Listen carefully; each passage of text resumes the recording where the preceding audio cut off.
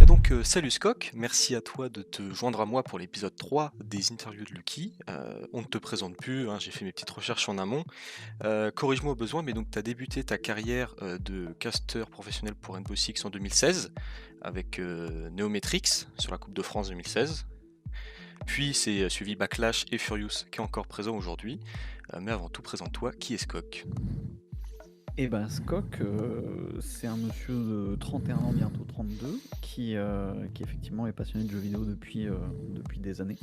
Qui a découvert le cast en, je sais pas, 2015, un truc comme ça, avec O-Gaming SC2, donc sur StarCraft 2. Et qui là a découvert l'e-sport aussi un peu par la même occasion, et a commencé à se passionner un peu autour de ça. J'adorais écouter les casts, je trouvais ça génial, je trouvais ça trop bien de faire un côté à la fois pro et cool, et je me suis dit putain, je veux caster aussi, et j'ai commencé à le faire sur du StarCraft 2 sans jamais vraiment aller très loin, et derrière Rainbow Six est sorti, et c'est là que je me suis donné la chance de le faire. D'accord. Et du coup, avant Rainbow Six, avant tout ça, niveau travail, études, tu étais dans quoi? J'étais dans la prothèse dentaire avant tout ça, parce que j'avais comme il faut loupé mon bac, et que je savais pas trop quoi faire. Mes parents qui étaient dans le milieu m'avaient dit bah tu veux faire de la prothèse, j'ai dit bah allez, et donc j'étais dans la prothèse dentaire. Ok. Et donc, avant tout ça, j'aurais voulu savoir, est-ce que tu as des inspirations, des idoles sur qui tu prends exemple dans ton travail et qui te donnent, enfin, et qui t'aident à tout donner dans la vie de tous les jours?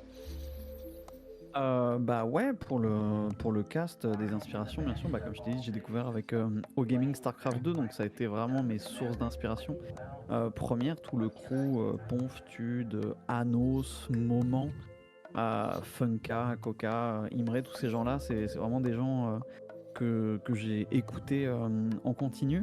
Après, j'ai commencé à beaucoup écouter aussi de cast anglais, et notamment Red Eye, à l'époque où il castait aussi, que je considère un peu comme la bible du cast, et voilà un petit peu tout ce qui se fait en cast, même en France, sur d'autres jeux, genre League of Legends. Je sais que j'ai beaucoup écouté de Chips et Noah pour voir un petit peu Mm. ce qui faisait leur particularité, et voilà, tu t'inspires un peu à droite à gauche de ce que tu entends, tu fais aussi ta propre personnalité, tu essaies de développer tes trucs, et il y a aussi les commentateurs sportifs que tu écoutes, parce que bah, ça reste un peu Le la milieu, base, ouais. la télé, donc il y a des choses à apprendre.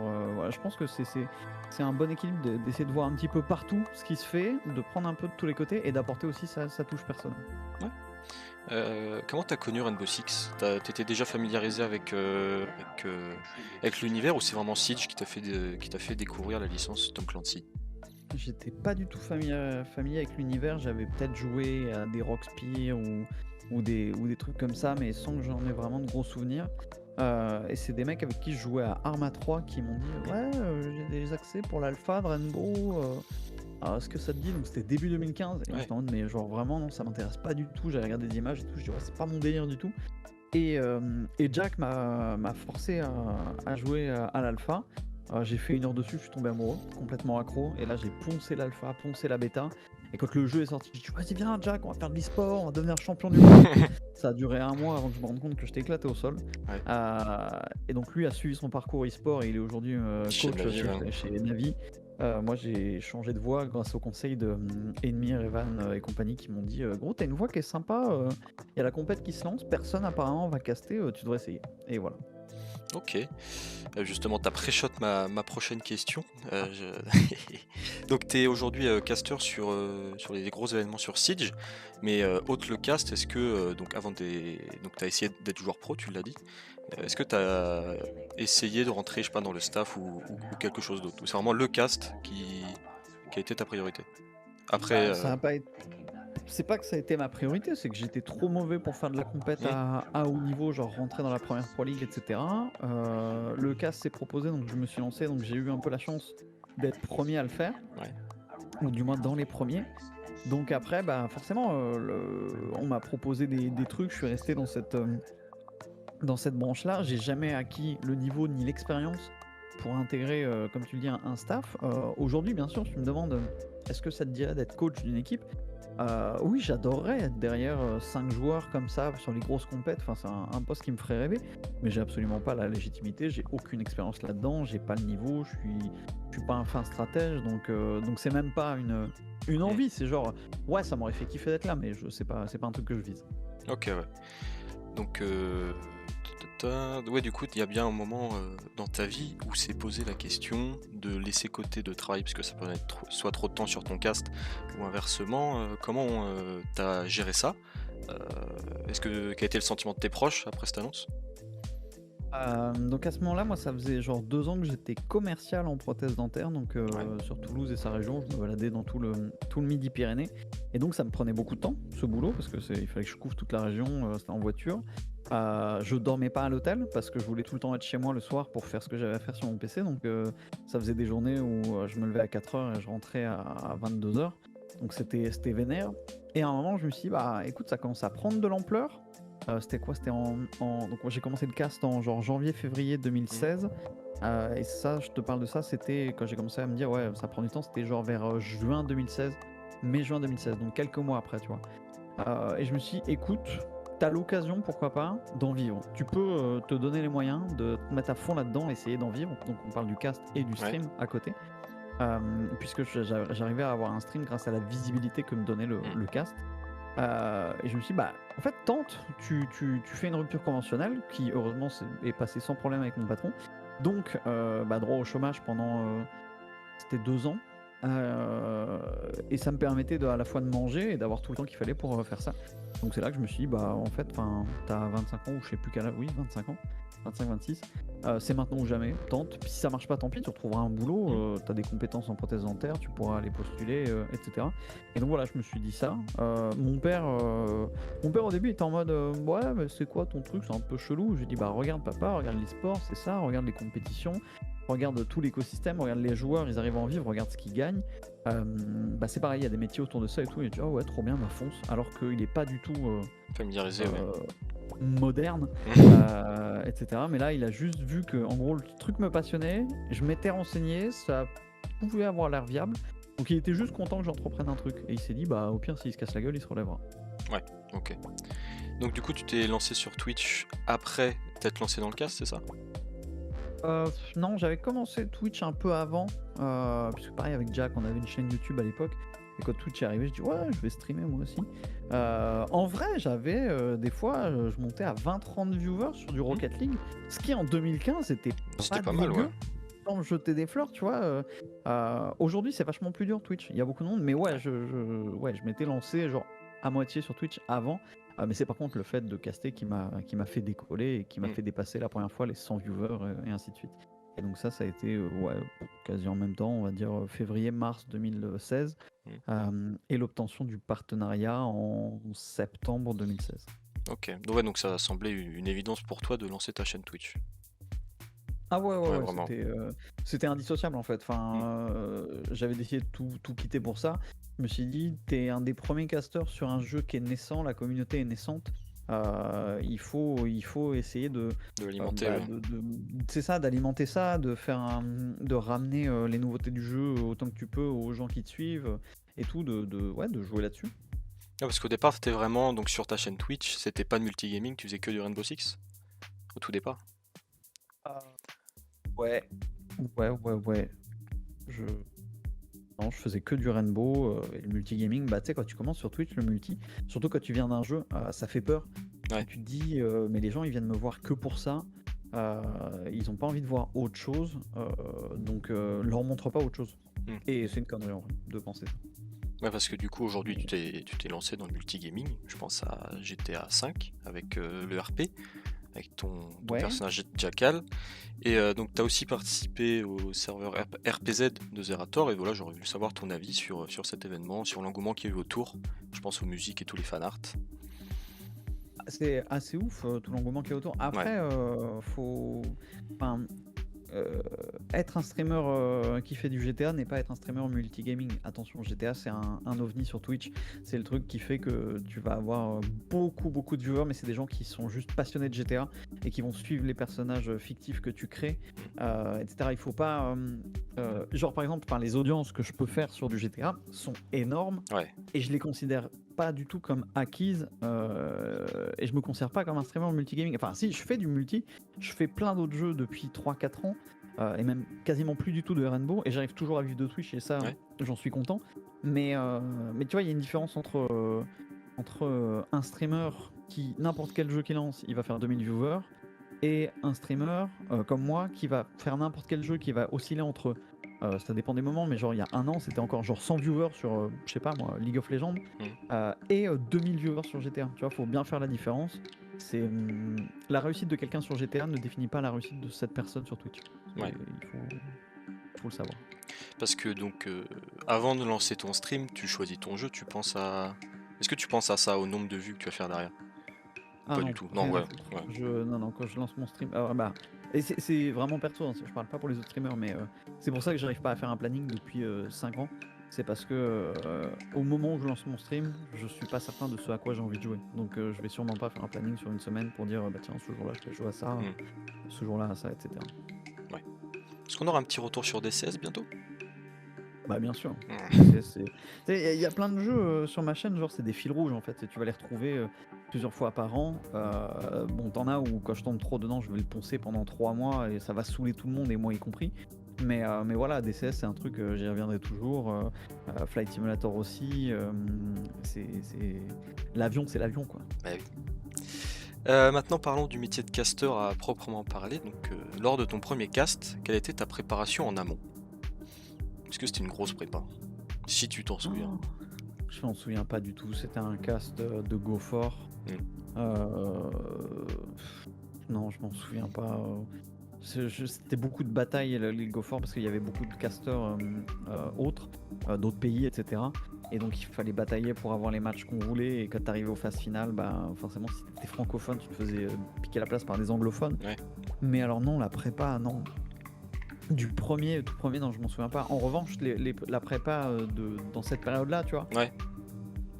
je me souviens que ouais, je m'entraînais à travailler l'élocution, le rythme, le débit en dehors des cases. Genre quand j'étais sous ma douche, j'imaginais des actions de jeu, j'essayais de les dire le plus vite et le plus clair possible. Ça, je me souviens d'avoir travaillé ça. Mais quand j'écoute aujourd'hui des casts de l'époque, à l'aide, quelle horreur. Quelle horreur. Et c'est bien parce que ça montre tout sur quoi j'ai réussi à évoluer. Mais je regardais encore là il y a pas longtemps des casts de il y a 2 ans, de finale de Six et tout. Je trouve ça dégueulasse. Mon cast, tu vois, je trouve ça dégueulasse. Ouais. Et c'est bien. Il y a toujours cette envie d'évoluer, d'améliorer des D'évolution, ouais. choses, de travailler. Ouais, et c'est important. Et du coup, est-ce que ta méthode a beaucoup changé par rapport au casque, aux préparations que tu fais pour l'European League ou même le Six International? Non, c'est en fait, c'est assez simple en soi le concept, mais il est dur à réaliser. C'est plus t'en sais, mieux tu es. Donc plus tu vas savoir de choses sur une équipe, sur un joueur, sur ce qu'il entoure, sur ce qu'il a vécu, sur son histoire, mieux ce sera. Ça c'est ce que je considère comme les bonus. Après il y a des rôles dans le cast. Il y a les casters play-by-play et les casters analystes. Moi j'ai toujours été plus play-by-play dans l'excitation, dans l'énergie, dans la hype, transmettre ça au public.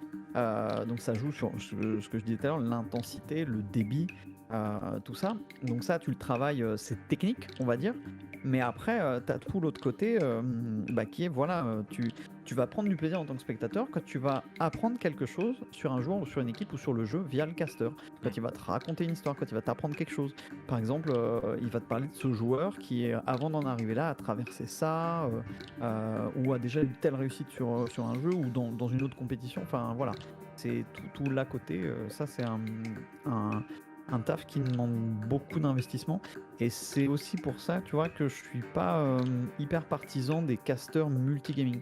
Pour moi, un bon caster doit être un caster d'un jeu, car il doit maîtriser tout l'à côté de ce jeu et pas juste se contenter de commenter le match. C'est comme, enfin, tu vois pas Grégoire Margoton caster de la F1.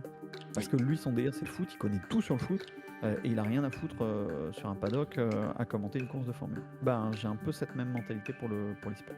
Ouais. Et comment tu prépares un Six? Est-ce que c'est différent vraiment de l'European League?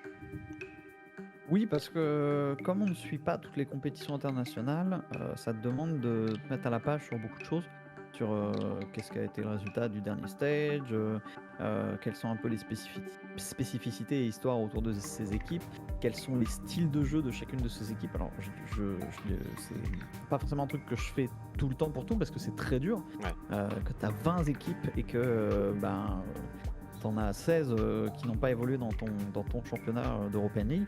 C'est dur de rattraper tout ça, mais oui, c'est une prépa différente le Six par rapport aux autres compétitions, c'est clair. Et donc je pense au Six de cette année, ça a été une préparation individuelle de chaque caster ou c'est vraiment un travail d'équipe? Non, première fois qu'on a fait un gros travail de groupe, première fois qu'on a mis en place un pool de casters, qui est un projet dont moi j'avais envie depuis super longtemps, parce que c'est comme ça que j'ai découvert le cast. Chez OGaming, c'était un pool de casters et c'est ce qui me faisait kiffer, que ça tourne tout le temps. Mais d'un point de vue logistique, financier, etc., ça a mis du temps à se mettre en place. Et donc là, sur ce Six, ouais, non, ça a été un gros travail de groupe. Tous les pré-shows, on les a fait tous ensemble. Pour tout ce qui est les castes, on se transmettait les infos des petits trucs qu'on savait sur chaque équipe, etc. Et c'est, en termes de qualité, c'est 1000 fois mieux et c'est Ouais. hyper vachement plus agréable, en tout cas en conditions de travail. Ouais. Est-ce que le fait que ce Six-ci a eu une petite situation particulière a changé l'organisation de tout ça? Non, du tout, Du tout? du tout, ça l'a juste retardé. Mmh. Mais non, ça change rien, en tout cas pour la partie castor, ça change rien du tout. Ça enlève un peu d'excitation, mais comme on dit, on préfère un Six sans public que pas de Six du tout. Ouais, c'est clair. J'avais une question aussi, on vous voit de moins en moins sur place. Est-ce que tu sais à quoi c'est dû? Parce que je pense au Six de l'année dernière.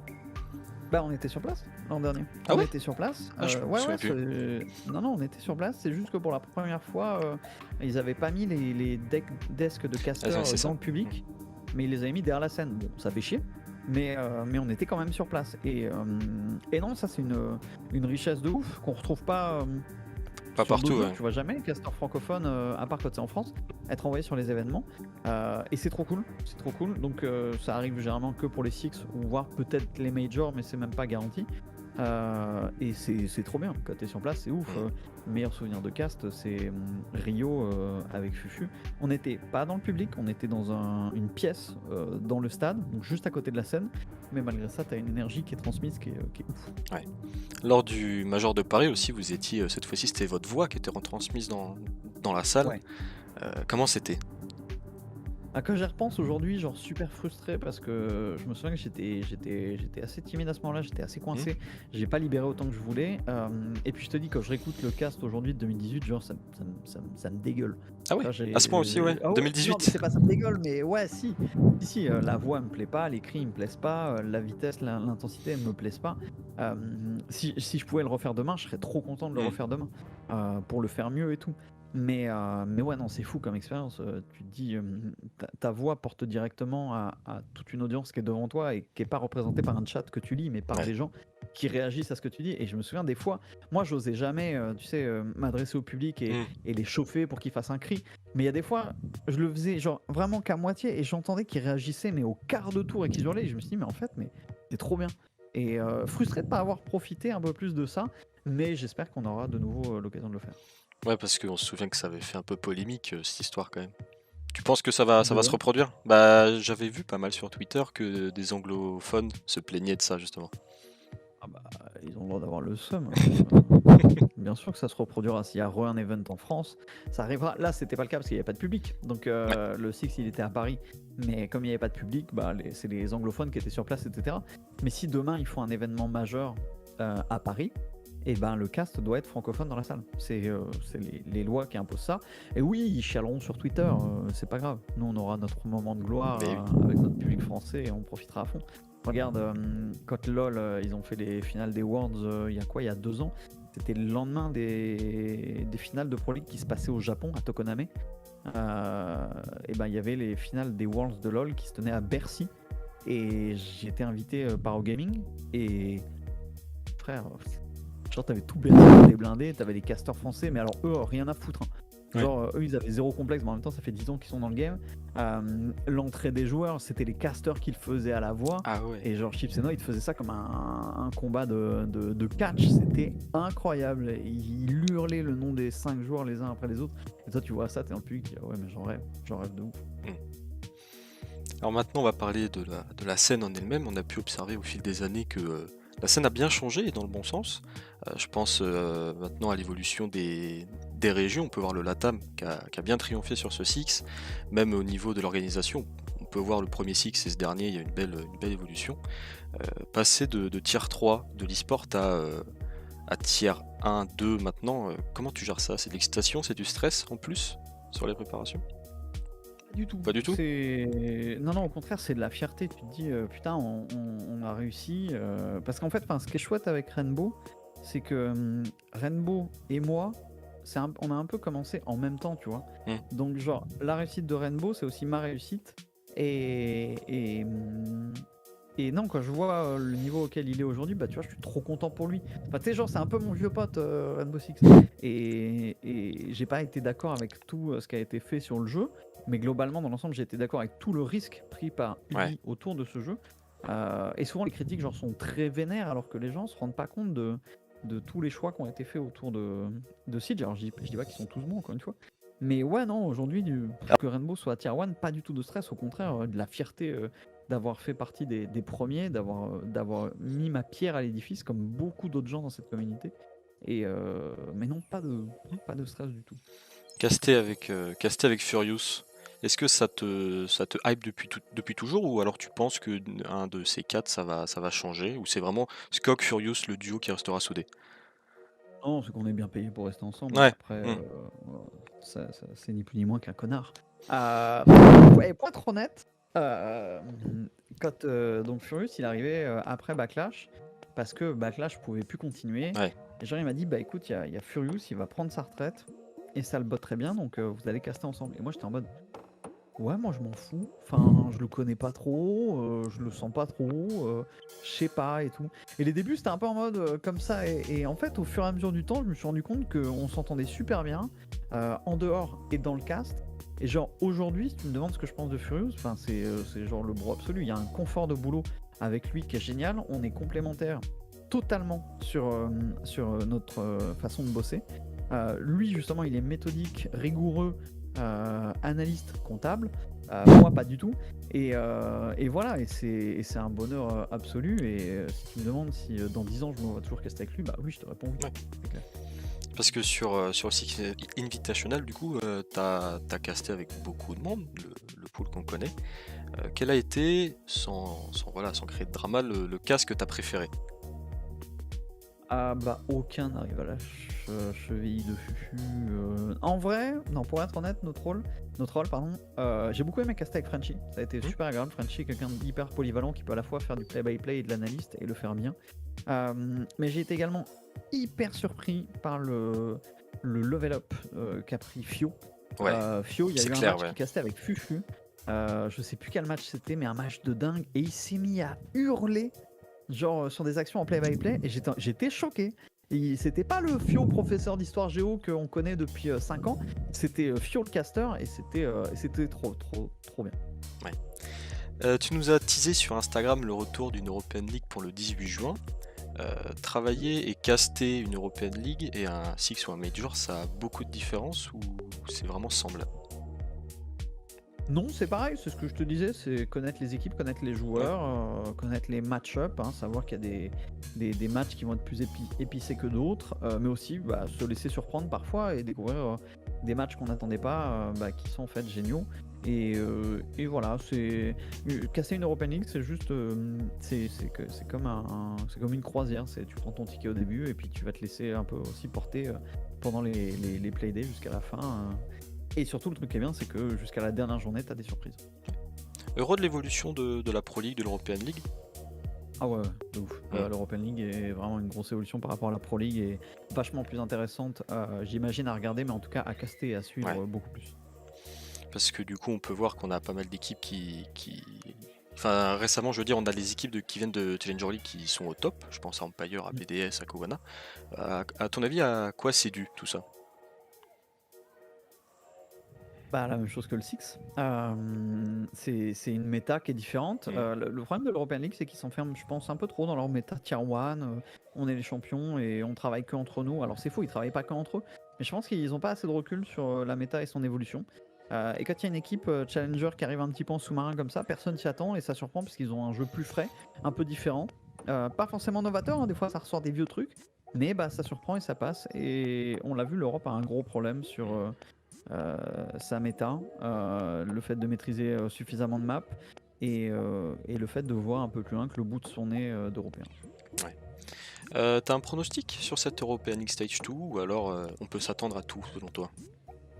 Bah, on peut s'attendre à tout, ça c'est sûr et certain. Maintenant, moi j'espère que Navi va rester aussi chaud qu'en Stage 1 parce que c'était ultra agréable à regarder. Mais on peut s'attendre à tout. J'attends beaucoup BDS après l'échec Le du 6, 6. après la mauvaise performance. Et puis Trainhard aussi. J'espère que ça a été leur stage, leur stage de voilà, on se met dans le bain et tout. Maintenant, place à la maturité et on verra. Ouais. À propos de G2, est-ce que tu penses qu'il va y avoir des Oh, changements? ça dégage, ça dégage les dinosaures là, c'est bon.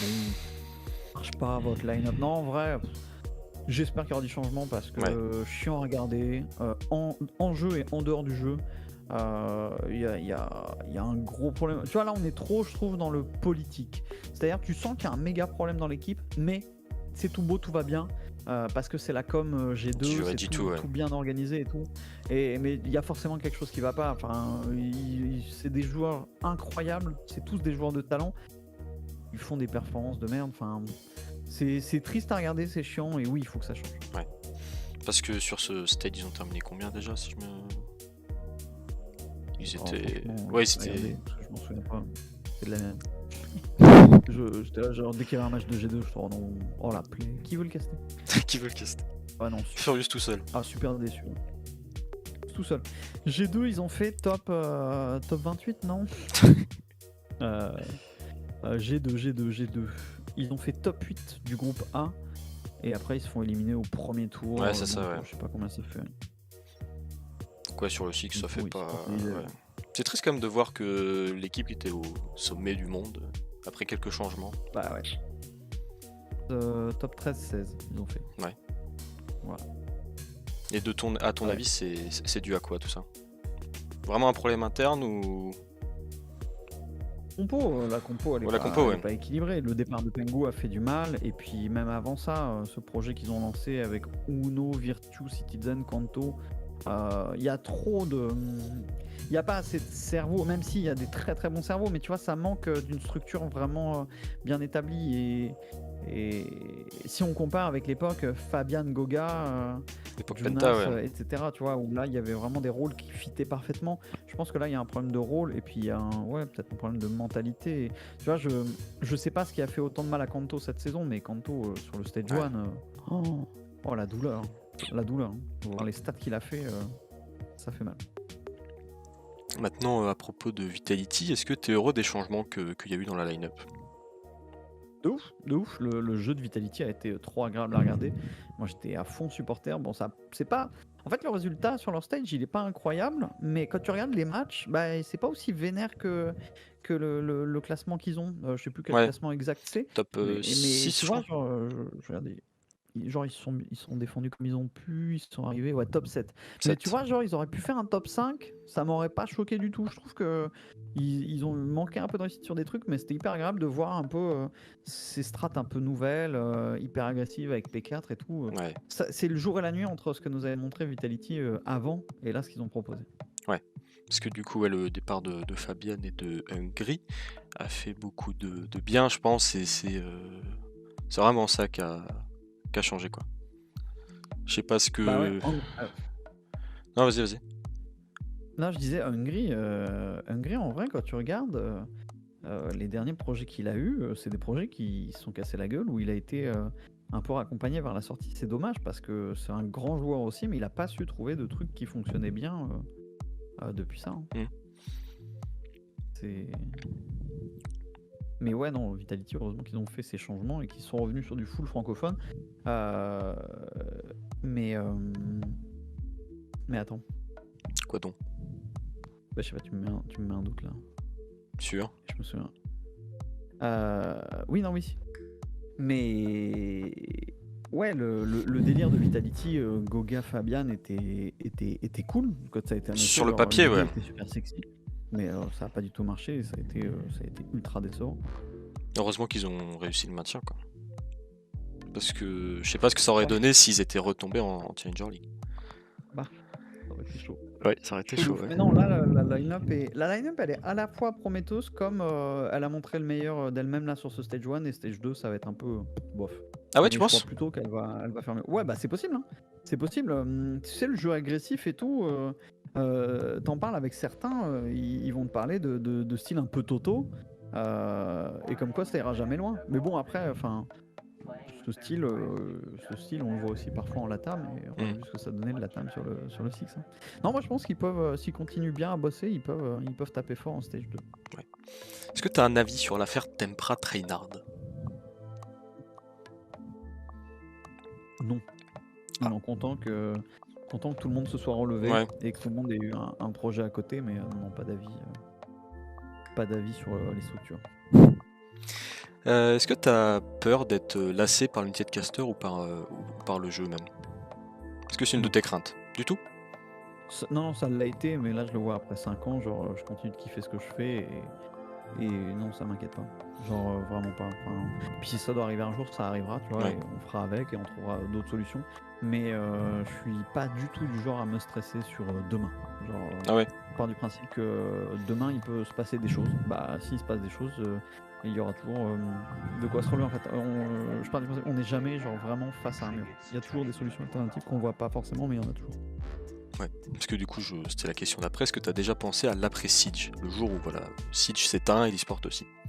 Oh bah oui.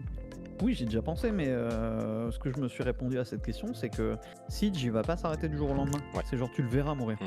Tu le verras se casser la gueule, et ça prendra au moins 1 an, si ce n'est 2 ans. Parce que, pour une raison simple, c'est que Ubi, quand il lance un programme e-sport, c'est pas genre event après event, c'est année après année. Genre là, tu sais que jusqu'à 2022, toutes les compétitions vont se tenir avec tel cash prize, etc. Et bah, c'est pareil pour le monde qui travaille autour. Ils savent que sur l'année qui arrive, ils vont faire ce travail-là, ils vont être payés pour ça. Donc voilà, ça meurt pas du jour au lendemain. Et si Rainbow meurt, c'est parce que quelqu'un lui prendra la place.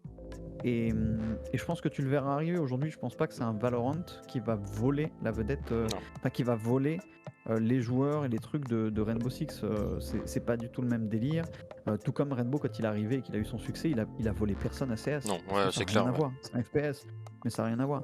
Donc non, l'après Siege, on le verra arriver. Et puis bah, si ça doit arriver, ça arrivera. Mais on fera avec et on verra en fait comment ça se passe. Mais c'est pas un truc qui me plaît pas. Ouais. Oui, donc du coup, pour toi, c'est vraiment quelque chose qui te fait pas peur. C'est. Non. Ouais. YOLO, comme on dit. J'ai quelqu'un qui m'avait posé une question. Quel est le secret pour avoir une barbe comme ça? Ah bah c'est hyper compliqué, hein. Ouais. C'est se lever un matin et se dire je rase plus. Mais enfin, on n'est pas tous, pour le coup, on n'est pas tous égaux en capillosité, en pilosité plutôt qu'en capillosité. Et voilà, il y en a qui vont être barbus jusqu'aux joues, t'en as qui vont rien avoir sur les joues, t'en as qui vont rien avoir du tout. C'est malheureusement là-dessus, c'est chacun sa merde. Et voilà. Et moi, j'ai juste la chance de, si je rase pas, bah ça fait ça. Et voilà. Eh ben écoute, pour moi, j'ai tout ce qu'il me faut. Cette interview touche à sa fin. Je vais faire comme d'habitude. Je vais te laisser le mot de la fin. Si tu as des remerciements à faire, un mot à dire, vas-y. Bite. Plus sérieusement, remerciements à faire, bah remerciements à tous les gens qui suivent, que ce soit à la fois le jeu ou qui me suivent moi sur mes conneries à côté, qui font que tout ça est là aujourd'hui, qui font que tout ça arrive et qui me permettent de vivre de tout ça. Et juste, enfin, j'oublie jamais d'où je viens et j'oublie jamais grâce à qui je suis là. et c'est juste fou, ce que j'arrive à vivre grâce à ça et du coup, du fond du cœur, merci.